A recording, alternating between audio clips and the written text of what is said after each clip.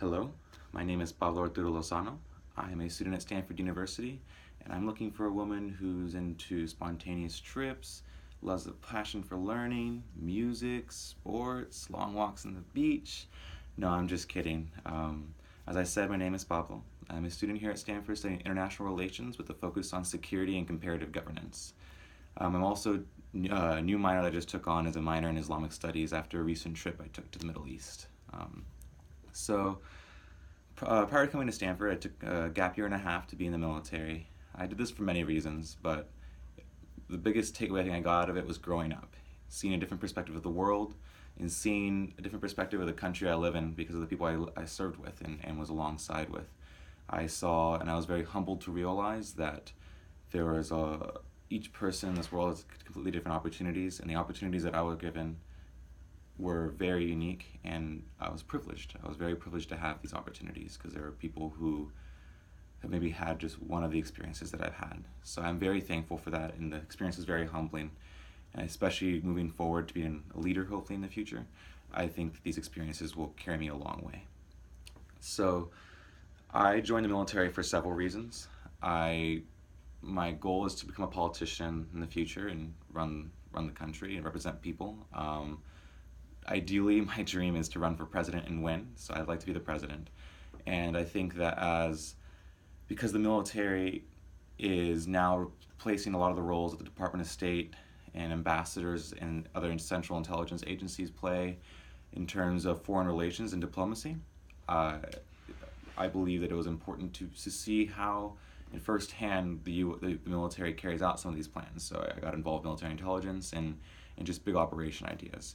I also felt that as commander-in-chief, since you're going to be the commander-in-chief of the military, you should probably know how they operate and this idea of what it's like to be responsible for someone's lives. And this principle of being responsible for someone's lives carries on because I personally felt that if I am unable to be responsible and care for a group of people's lives in a military setting, and if I can't thrive in this setting of chaos and for just a small number of men and women, then how can I ever expect myself to represent a country and represent a people?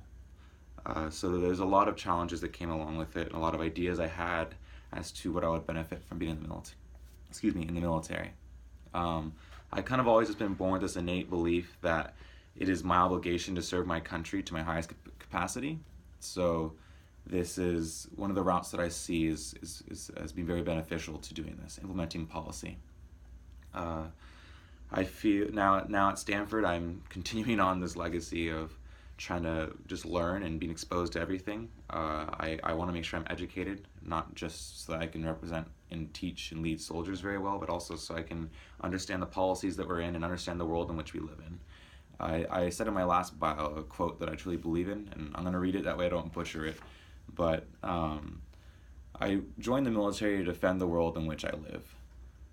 However, after only serving a year and a half active duty, I was humbled to recognize that there is no single world. Rather, there are 7 billion different interpretations of the world. And what I was really fighting for was the right for everyone to coexist within so many interpretations. And I really firmly believe that. Although I've mentioned a lot of domestic policy interests and politician interest, I do consider myself a citizen of the world. I live by this motto, a native motto, I'm part Native American, which is don't live your life for yourself, live it for your grandchildren. And it's this whole principle of whatever I do now, my actions will affect my grandchildren. And if everyone had this mindset, then for generations to come, everyone's living their lives for the continuation of their generations. So ideally, you never have bad things because people be making decisions selflessly. Obviously, some would be selfish, but the idea I like that principal idea that you're representing people to go on, and that's important. And I think that's something we need to take to heart here in the U.S. and in the world as a whole. And this idea that as a people, we need to work for our offspring, our future generations, because regardless of your country or state, it's your children and your families that are going to live on past whatever borders currently exist between nations. Now, for my ideas of leadership, I have many ideas of leadership. To begin with, one of the biggest things I learned in the Army was that it's leadership, not likership. So you don't need to be liked. You it is good to be liked, it's better to be respected. For people put you in a put you in a position of power, or you got elected into a position of power, usually speaking, typically speaking, especially in a military business like context or a political context, because they wanted you to represent them, and you're going to make the decisions for them. So this position is, you're making decisions now that you think are best, and you're making hard decisions that other people aren't willing to make and take ownership for. And this is where my idea of a definition of a true leader comes in, because it's easy to dictate, maybe not for everyone, but if I gave you a list of commands to read off, and I told you who to point to tell them to do it, you'd be leading those people. You'd be dictating them, though. But people might give you the title of leader because you're their boss. However, I think leadership goes much further than this, because it's one thing to have followers. You can get followers just by walking down the street, and as we saw in the dancing video, you can do something completely radical, and followers will come. It's not enough just to have followers to be a leader. And as we saw with Jonestown Massacre, you can have a lot of followers, but it doesn't mean you're a good leader. A lot of people died, and so it's the idea of being big, brilliant, involved, and good. Because you got to be smart.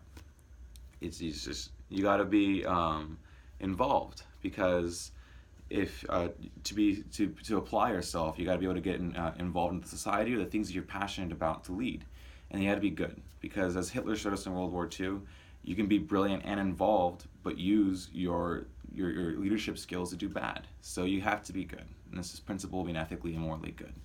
And that's where this idea of inspiring people comes from for me, where being a leader means that I'm going to have followers, but I'm going to develop them into leaders. My goal is to inspire future leaders, so that when I'm gone, my initial dream can carry on. And whether or not it's identical to what I started, it's irrelevant, because it's this principle of what I began. These people are now carrying it on. So my not just your legacy, but your initial thought and idea is still there, and it's going to be carried on for generations to come, ideally.